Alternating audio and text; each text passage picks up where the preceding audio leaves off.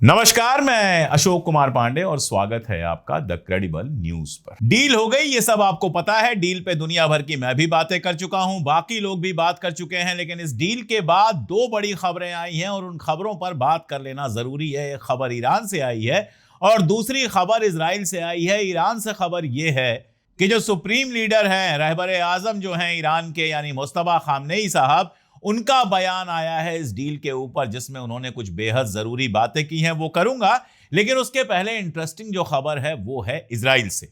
अगर आप Facebook use करते हैं, अगर आप ट्विटर यूज करते हैं, यहां तक कि आप यूट्यूब तो देखते ही हैं, तो अब आपको और ज्यादा सावधान रहना पड़ेगा और ज्यादा ख्याल रखना पड़ेगा कि क्या देखें और क्या ना देखें, और जो कुछ दिख रहा है उसका असर लेना थोड़ा कम करना पड़ेगा। अब आप कहेंगे ये अचानक फेसबुक, ट्विटर, इंस्टाग्राम और व्हाट्सएप और तमाम सारी चीजों की बात क्यों शुरू हो गई? बात तो चल रही थी ईरान डील की।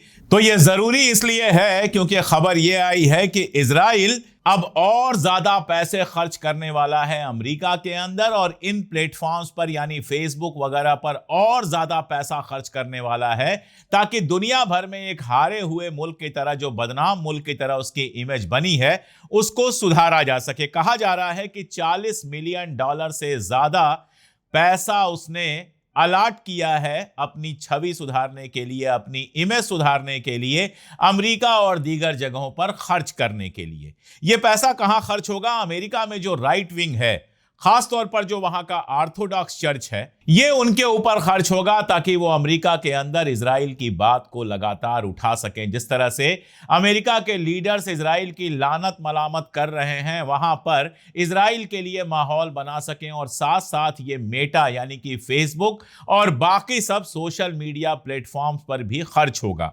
आपको अगर लगता है कि आप मेटा पर, फेसबुक पर जो कुछ देखते हैं, ट्विटर पर जो कुछ देखते हैं, यूट्यूब पर जो आपको सजेशन किया जाता है वो यूं ही किया जाता है, तो आप गलत फहमी में जी रहे हैं। मैं आपको बता दूं कि इस जंग के दौरान और इस जंग के पहले इजराइल ने मेटा के ऊपर प्रेशर बनाया था, और मेटा के अंदर जो लोग ये तय करते हैं कौन सी पोस्ट हटाई जाएगी, कौन सी पोस्ट रहेगी, उनमें ज़ायनिस्टों की भरमार है। उसको जो हेड करता है वो भी ज़ायनिस्ट है। तो उनके ऊपर प्रेशर ये बनाया गया था कि फेसबुक के ऊपर जो भी पोस्ट ऐसी लगी हो जो ईरान को सपोर्ट करती हुई दिख रही हो, उसको दबाया जाए। इजराइल के खिलाफ जो पोस्ट आपको दिखाई जाए उसको दबाया जाए।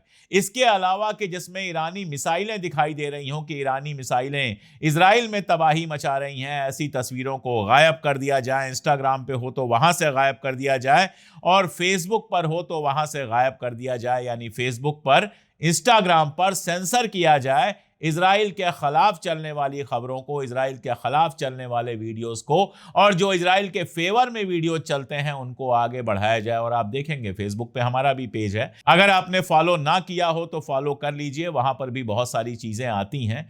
मैंने ये लगातार देखा है कि इजराइल के खिलाफ जो वीडियोस बनते हैं उन वीडियोस को बहुत कम लोग देखते हैं, और मुझे आश्चर्य होता है कि क्यों कम लोग देखते हैं। तो अब समझ में यह आता है कि यह सारा खेल इजराइल का था कि ईरान के हक में जहां पर बात हो वहां दबा दो। एलन मस्क को आप जानते ही हैं। एलन मस्क पूरी तरह से इजराइल के फेवर में खड़ा हो चुका है कई कई बार, और ट्विटर पर भी यही हालत है कि हमारे जैसे लोगों के ना ही सब्सक्राइबर बढ़ते हैं, ना ही फॉलोअर बढ़ते हैं, और ना पोस्ट उतनी दूर तक पहुंचती हैं जितनी पहले पहुंचा करती थी। और यूट्यूब पर भी यही हाल है। अगर एंटी इजराइल हम जैसे लोगों का जो कंटेंट होता है वो कम से कम तक पहुंचे, कम से कम लोगों तक पहुंचे, इसकी कोशिश लगातार होती है। वो तो आप लोग लगातार देखते हैं, अपने दोस्तों को भेजते हैं, रिश्तेदारों को भेजते हैं, चैनल को सब्सक्राइब करते हैं, मेंबरशिप लेते हैं, सपोर्ट दिखाते हैं। इसकी वजह से थोड़ा बहुत व्यू मिल जाता है, वरना ईरान के हक में बोलने का जवाब यह है कि आपकी जबान सिल दी जाए। और अब जब इजराइल पूरी तरह से हार चुका है तो ये प्रोसेस और ज्यादा बढ़ेगा। लेकिन मैं आपको यकीन दिला सकता हूं कि चाहे जो भी होगा, हम तो हक की बात लगातार करते ही रहेंगे। तो इजराइल चारों तरफ से पिटने के बाद सोशल मीडिया पर अपनी इमेज बनाने के लिए ये सारी हरकतें कर रहा है। अब मैं आपको एक इंटरेस्टिंग जो खबर ईरान से आई है वो बताता हूं। रहबर आजम जो वहां के हैं, मुस्तफा खामनेई, उनका पहला बयान आया है डील के बाद, और उस बयान को बहुत कायदे से समझना जरूरी है। इस बयान में उन्होंने एक बात कहा कि इस मुद्दे पर हमारी राय अलग थी, यानी हम ये नहीं चाहते थे कि जंग बंदी हो, हम चाहते थे कि अमेरिका और इजराइल के खिलाफ फैसला कुन जंग हो और उनको पूरी तरह से शिकस्त दी जाए। ये बात कही है मुस्तफा खामनेई साहब ने, लेकिन उन्होंने कहा कि इसके बावजूद हमने इस समझौते को आगे बढ़ने दिया क्योंकि जो राष्ट्रपति हैं, वहां के प्रेसिडेंट हैं, वहां के मसूद पेजेश्कियन, उन्होंने ये भरोसा दिलाया था कि ईरान के जो हकूक हैं उनकी पूरी हिफाजत की जाएगी। ऐसा नहीं होगा कि ईरान के हकूक पर अमेरिका कोई हमला कर सके, या इस समझौते में अमेरिका की ऐसी कोई शर्त नहीं मानी जाएगी जो ईरान के लिए मुश्किल पैदा करने वाली हो। इसका मतलब यह है कि जो खबर लगातार आ रही थी कि आईआरजीसी का एक हिस्सा नहीं चाहता था कि जंग बंद हो, खबर यहां तक आई थी कि एक दिन रात को अराक्ची के खिलाफ जुलूस भी निकला था। लोग गुस्से में सड़क पर आए थे कि हम तो लड़ने के लिए तैयार थे, हम तो चाहते थे कि इजराइल जब तक नेस्तनाबूद ना हो तब तक ये जंग चले, फिर ये जंग रोकी क्यों जा रही है, समझौता किया क्यों जा रहा है। लोगों का गुस्सा भी समझा जा सकता है। जिस मुल्क में मीनाब की 150 से ज्यादा बच्चियों को शहीद कर दिया गया हो, इजराइल ये मानता है कि बड़ी जंग शुरू करने से पहले कुछ लोगों की सेक्रीफाइस देना, जिसको हिंदी में कहते हैं बलि देना, बहुत जरूरी होता है। तो उन बच्चियों की बलि दे दी गई।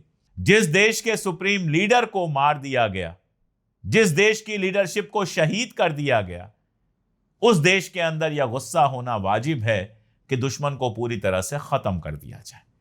लेकिन दूसरा पक्ष, जिसमें महमूद पेजेश्कियन थे, जिसमें आराक्ची थे और बाकी सारे लोग थे, ये चाहते थे कि जंग जितनी लंबी होगी हमारा भी नुकसान होगा।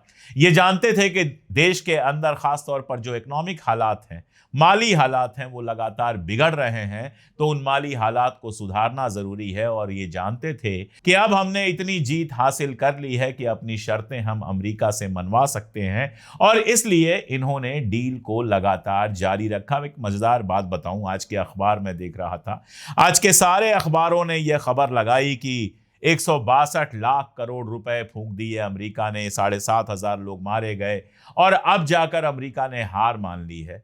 और मेरी टीम ने मुझे बताया कि 3 महीने पहले जब यह जंगबंदी हुई थी, तभी हमने ये पोस्ट लिखी थी और अपने वीडियो में कहा था कि ईरान को फतह मुबारक। तो जो चीज हम 3 महीने पहले कह चुके थे, वो मानने के लिए दुनिया तैयार नहीं थी। अब डील का मसौदा आने के बाद मानने को तैयार हुई है। तो पेजेश्कियन और दूसरे लोग लगातार चाह रहे थे डील हो, और यही मैं कहता हूं कि बाकी अरब मुल्कों में यह पॉसिबल नहीं है, क्योंकि जीरो डेमोक्रेसी है। ऐसा नहीं है कि ईरान कोई परफेक्ट डेमोक्रेसी है, ईरान की डेमोक्रेसी की अपनी प्रॉब्लम्स हैं, लेकिन वहां डेमोक्रेसी है। इसीलिए जो चुने हुए नेता हैं, जो लिबरल हैं, वो इस जंग को चलाना नहीं चाहते थे। और जो आईआरजीसी है, जो रिलीजियस लीडरशिप है, जो वहां की मजहबी लीडरशिप है, वो चाहती थी जंग चलती रहे। लेकिन फाइनली जो जनता से इलेक्टेड लोग थे, पेजेश्कियन और अराक्ची, उनकी बात मानी गई और डील की तरफ आगे बढ़ा गया। रहबर आजम ने यह भी कहा कि आने वाले वक्त में तेहरान और वाशिंगटन के बीच आमने सामने बातचीत होगी, लेकिन इसका मानी यह नहीं होगा कि दुश्मन का जो रुख है उसको पूरी तरह से तस्लीम कर लिया जाए। ये नहीं होगा। वैसे भी बताते हैं, मैं तो पर्शियन जानता नहीं, लेकिन बताते हैं कि पर्शियन में तस्लीम जैसा कोई वर्ड नहीं होता है। तो एक्सेप्ट कह लेते हैं हम कि एक्सेप्ट नहीं किया जाएगा। अगर दुश्मन कोई ऐसा रुख, दुश्मन का मतलब अमेरिका और इजराइल, कोई ऐसा रुख अपनाते हैं जो ईरान के हितों के खिलाफ होगा, तो उसको एक्सेप्ट नहीं किया जाएगा। ये बात कही है सुप्रीम लीडर ने। इसके अलावा उन्होंने कहा कि पेजेश्कियन ने उनसे कहा था कि अगर अमेरिका बातचीत के दौरान ज्यादा शर्तें रखने की कोशिश करेगा तो ईरान उन्हें नहीं मानेगा। इसीलिए खामनेई साहब ने कहा है कि अब हमें इंतजार है कि समझौते की शर्तों को लागू कैसे किया जाता है और अमेरिका अपने वादे निभाता है या नहीं। समझौता हो गया, एमओयू पे साइन हो गया, शर्तें तय हो गई, और शर्तें देखकर आप बड़े कायदे से समझ सकते हैं, कल मैंने डिस्कस किया था, आप समझ सकते हैं इस बात को कि ईरान की शर्तों पर यह समझौता हुआ है।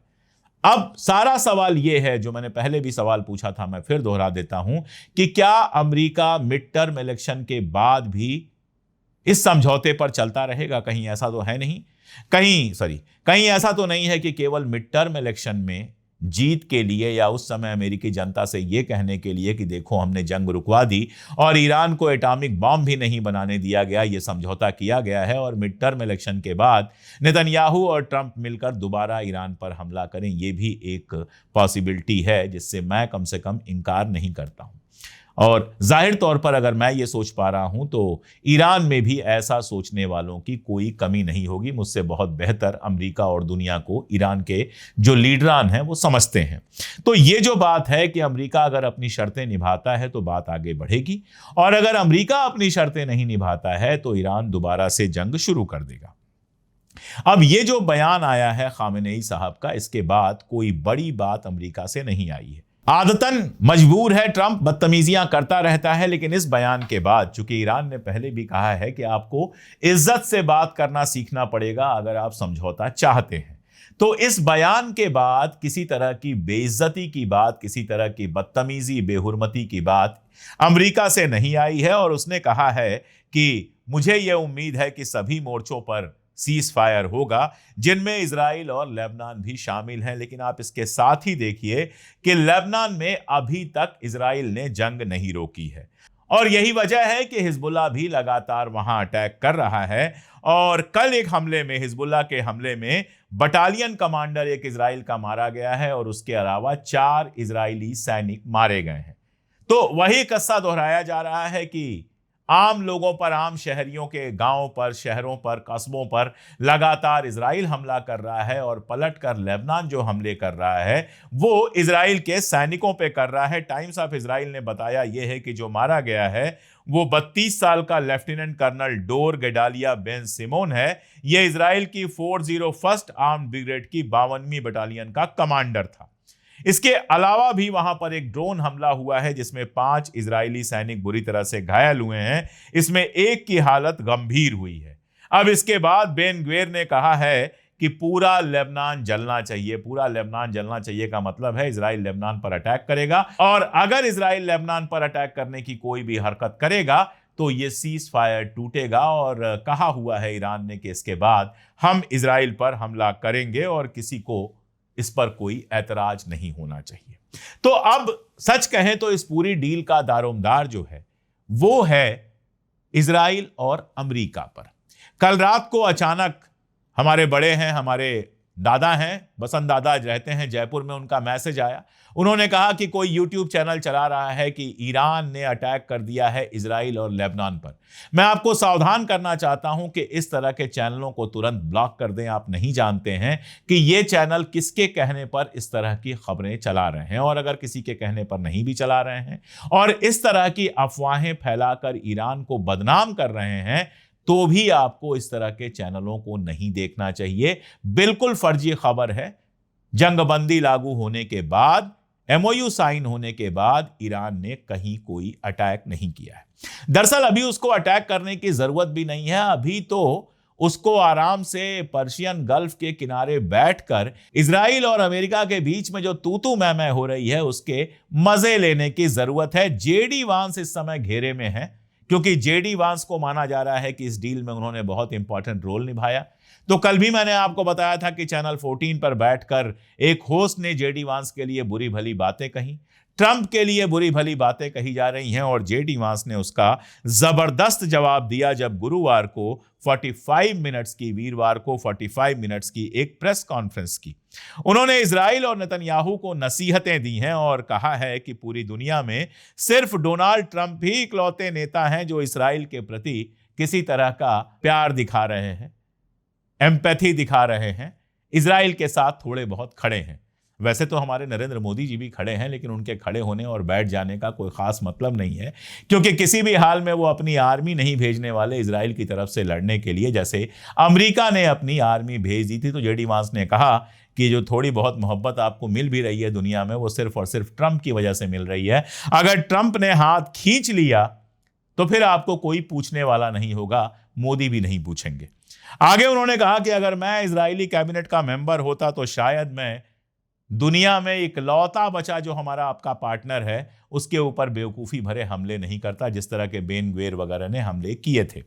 यानी अगर आप देखो तो बिल्कुल चेतावनी दी है, सीधी सीधी चेतावनी दी है जेडी वांस ने कि अभी तक तो हम आपका सपोर्ट कर रहे हैं, अगर आगे आपने और बदतमीजी की, आपके मिनिस्टर्स ने, आपके सीनेट मेंबर्स ने और बदतमीजी की, तो शायद ये सपोर्ट भी खत्म हो जाए। उन्होंने कहा कि मेरा ये जो मैसेज है वो इजराइल के कुछ मिनिस्टर्स के लिए है। अच्छी बात यह है कि बीबी यानी नेतन्याहू ने ऐसी कोई बात नहीं की है। वाकई बीबी खामोश बैठा हुआ है, वाकई वो ईरान के खिलाफ भी कुछ नहीं बोल पा रहा है, ट्रंप के खिलाफ भी कुछ बोल नहीं पा रहा है। उसकी हालत ऐसी हो गई है कि हाथ पांव बांध दिए गए हैं, मुंह पर टेप लगा दिया गया है, लेकिन आंखें खोल दी गई हैं कि अपनी बर्बादी, अपनी तबाही अपनी आंखों से देखो और उसमें कुछ ना कर पाओ।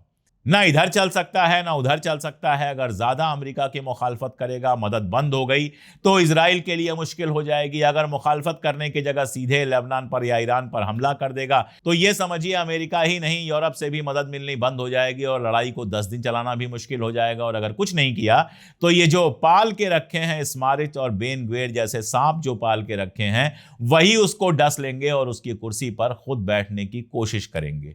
तो ज्यादा होशियारी में नेतन्याहू बुरी तरह से फंसा हुआ है। और वांस का जो बयान है वो इसीलिए है कि भाई औकात में रहो, ठीक है हमारे पार्टनर हो, सब कुछ हो, लेकिन औकात में रहो। पहले भी ट्रंप ने कहा था कि इजराइल हमारा बहुत छोटा सा पार्टनर है, और अगर हकीकत देखें तो वाकई इजराइल की औकात जो है वो अमेरिका या दुनिया के किसी बड़े मुल्क के सामने बहुत छोटी सी है, साइज में भी, प्रोडक्शन में भी और बाकी सारी चीजों में भी।